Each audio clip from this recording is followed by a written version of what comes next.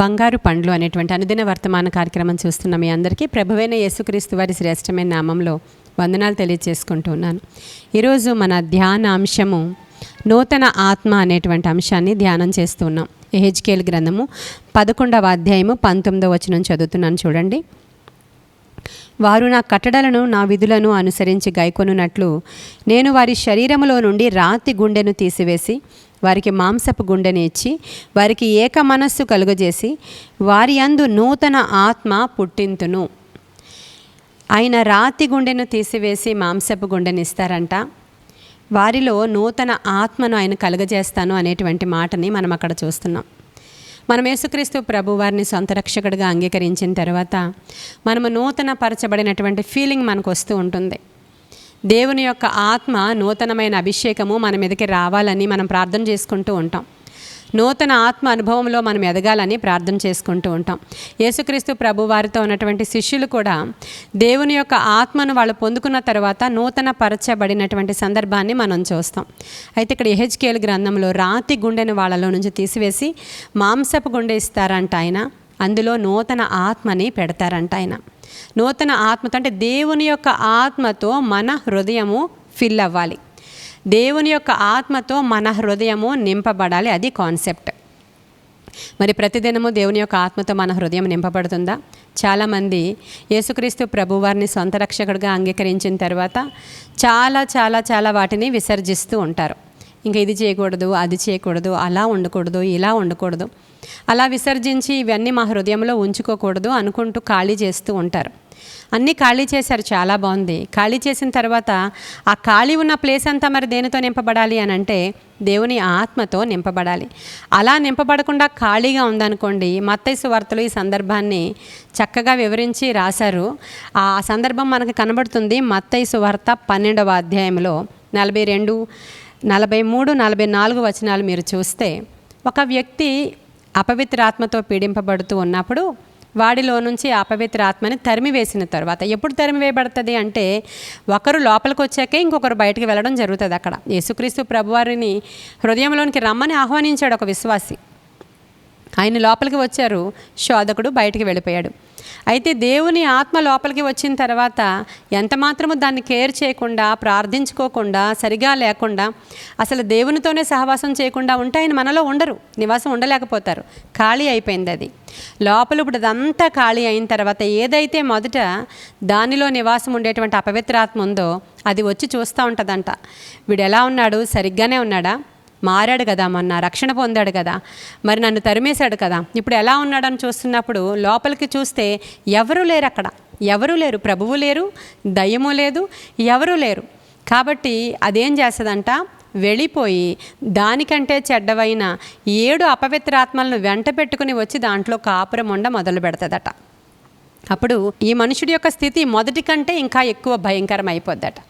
అప్పుడు ఈ మనుష్యుడి యొక్క మొదటి స్థితి కంటే తరువాత స్థితి ఇంకా చాలా భయంకరం అయిపోతుందంట. అది రాయబడి ఉంది, నేను చదువుతున్నాను చూడండి.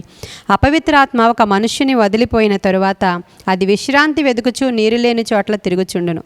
విశ్రాంతి దొరకనందున నేను వదిలి వచ్చిన నా ఇంటికి తిరిగి వెళ్ళదని అనుకుని వచ్చి ఆ ఇంట ఎవరునూ లేక అది ఊడ్చి అమర్చియుండుట చూచి వెళ్ళి తనకంటే చెడ్డవైన మరి 7 దయ్యములను వెంటబెట్టుకుని వచ్చును.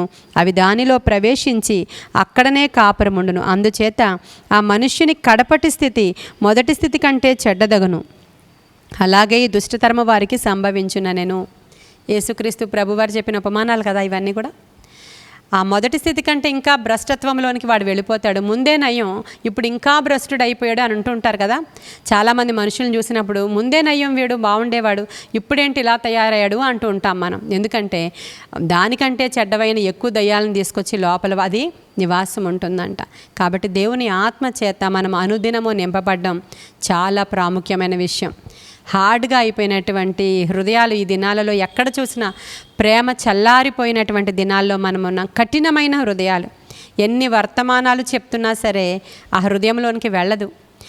పైన ఉంటుంది, అది దులిపేసుకుని వెళ్ళిపోతారు. ఎన్ని సాక్ష్యాలు వింటున్నా కూడా కరగని హృదయాలు, ఎన్ని భయంకరమైన విషయాలు విని అమ్మో జాగ్రత్త అని చెప్పినా సరే దేనికి భయపడట్లేదు మానవుడు.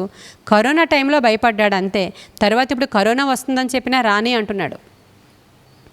ఎందుకంటే కఠినమైపోయింది హృదయాలు. అంచె దినాలలో మనుషులందరూ ఈ విధంగా అయిపోతారని వాక్యం సెలవిచ్చినట్లే కఠినంగా అయిపోయింది. రాతిలాగా మారిపోయాడు. ఏ వాక్యము లోపలికి వెళ్ళట్లేదు. ఇలా అనేక మంది ఆ స్థితిలో ఉండిపోయారు. ప్రియమైన దేవుని బిడ్డలారా, మనము దేవుని యొక్క ఆత్మతో మనము నింపబడినప్పుడు, దేవుని పరిశుద్ధాత్మ శక్తి మనలోనికి వస్తేనే వాక్యము ఒప్పింపజేస్తాడు ఆయన. మనలో పశ్చాత్తాపము కలగజేస్తాడు ఆయన. మనని నీతిని గూర్చియు మరి దేవుని గూర్చియు ఒప్పింపచేసేది దేవుని ఆత్మే. ఆ ఆత్మ మనలో నింపబడాలి. అందుకే నూతన ఆత్మ అనుదినము కావాలి అని దేవుణ్ణి అడగాలి. ప్రతిదినము నూతన వాత్సల్యం కావాలయ్యా, నూతన ఆత్మ కావాలయ్యా అని అడగాలి. అందుకే దావీదు కీర్తనకారుడు అంటాడు, దేవా నూతన నూనెతో నన్ను అనుదినము నింపు, నా తల అంటు తండ్రి అంటాడు ఆయన. నూతన తైలముతో నన్ను అభిషేకించి అంటాడు. అలా ఈరోజు మీరు అడగాలి, ప్రభువా నూతన ఆత్మ నాకు ఈరోజు కావాలి. ఎప్పుడో ఒకసారి నేను ఆత్మ పొందుకున్నాను, ఎప్పుడో ఒక మీటింగ్కి వెళ్ళినప్పుడు దేవుని యొక్క వైబ్రేషన్ నాకు వచ్చింది, ఏదో నా హార్ట్ ఇలా అయింది, నా బాడీ ఇలా అయింది, అది కాదు. దేవుని ఆత్మతో అనుదినము నింపబడి దేవునితో సహవాసం చేస్తూ దేవునితో కనెక్ట్ అయి ఉండాలి మనం అనుదినము. అప్పుడే దేవుని పరిశుద్ధాత్మ శక్తితో మనము కూడా నడుస్తున్నట్లు, ఆయన మనలో నివాసం ఉన్నట్లు. కాబట్టి ఈరోజు అడుగుతారా మరి, దేవా నీ ఆత్మను నా యందు ఉంచు. దావీదు అంటాడు 51వ కీర్తనలో, నా యొద్ద నుంచి నీ ఆత్మను తీసివేయొద్దయ్యా, నన్ను త్రోసివేయొద్దయ్యా అంటాడు ఆయన. నీ కట్టడలను అనుసరించి నడుచుకునేటట్లుగా నీ ఆత్మను నా యందు ఉంచు అని బ్రతిమలాడతాడు. మనం కూడా ఈ ప్రార్థన రోజు చేసుకోవాలి. ఈరోజు ఒకసారి మీరు పరిశీలించుకోవాలి, ప్రభువా నీవు నీ ఆత్మను నాలో ఉంచయ్యా అని. గొప్ప గొప్ప కార్యాలు పరిశుద్ధాత్ముడు జీవగ్రంథంలో జరిగించాడు. సంసోను దేవుని ఆత్మ తన మీదకి వచ్చినప్పుడు గొప్ప కార్యాలను చేశాడు. దావీదు గొప్ప కార్యాలను చేశాడు. ఆ దినాలలో పరిశుద్ధాత్ముడు వచ్చి వెళ్ళిపోయే అనుభవాన్ని వాళ్ళు కలిగి ఉండేవారు. ఈ దినాలలో ఆయన వచ్చి నీలో నివాసం ఉంటాను అంటున్నారు. అయినప్పటికీ ఆయనకి అనుకూలంగా నీవు లేనప్పుడు, నీవు ఆ యొక్క నీ హృదయంలో నుంచి దాన్ని తరిమి వేసినప్పుడు ఖాళీ అయిపోతుంది. అప్పుడు దురాత్మలు మాత్రమే నివాసం ఉంటాయి వచ్చి. అటువంటి దానికి చోటు ఇవ్వకూడదు. అంటే నీవు అడగాలి, నీవు దాన్ని త్రోసివేయాలి దాన్ని. అపవాదిని ఎదిరించుడి, అప్పుడు వాడు నీ వద్ద నుంచి పారిపోవును అని రాయబడి ఉంది. నీవు ఎదిరించాలి. నాలో ఈ లక్షణాలు వద్దు, నాలో ఈ దుష్టుడు వద్దు, నాకు ఈ చెత్త క్రియలు వద్దు, నేను ఈ విధంగా ఉండాలని ఆశపడట్లేదని నీవు విసర్జించాలంట, నీవు తరిమేయాలంట, నీవు రిజెక్ట్ చేయాలి. అలా కాకుండా ఏమో ఎందుకో ఇలా అవుతుంది, దేవుడే తీసేయాలి. మరి ఏమో ఎందుకో ఇలా బలహీన అయిపోతున్నాను, దేవుడే తీసేయాలి. ఏమో ఎందుకో ఇలా పాపంలో పడిపోతున్నాను, దేవుడే తీసేయాలి అనుకోకూడదు. నీవు ఎదిరించు, నీవు నిలవబడు, అప్పుడు దేవునికి సహాయం చేస్తాడు. ఇట్టి కృప మీకు ఇవ్వాలని ఈ ఉదయకాల సమయంలో దేవుణ్ణి బట్టి నీవు ధైర్యం తెచ్చుకొని నూతన ఆత్మ కొరకు ప్రార్థించి అడిగి పొందుకోవాలని ఈ పరిశుద్ధ లేఖన భాగము దేవుడు మన వినికిడిలో దీవించునుగాక. ఆమేన్. ప్రార్థన చేసుకుందాం. మహాపరిశుద్ధుడైన తండ్రి, మహోన్నతుడైన దేవానికి వందనాలు. నీ గొప్ప కార్యాలు బిడ్డల జీవితాల్లో జరిగించి ఈరోజు నూతన ఆత్మ అభిషేకంతో బిడ్డల్ని నింపండి. ఎవరెవరైతే వింటున్నారో వారందరి మీదకి నూతన ఆత్మ అభిషేకం ఇప్పుడే దిగి వచ్చునుగాక. నా తండ్రి, నీ ఒక్క నోటి మాట చాలు దేవా, నీవు మాట్లాడగా వెలుగు కలుగుతుంది తండ్రి.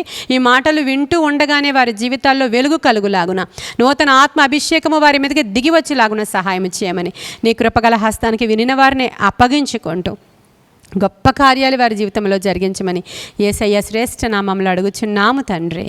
Amen, amen, amen. God bless you.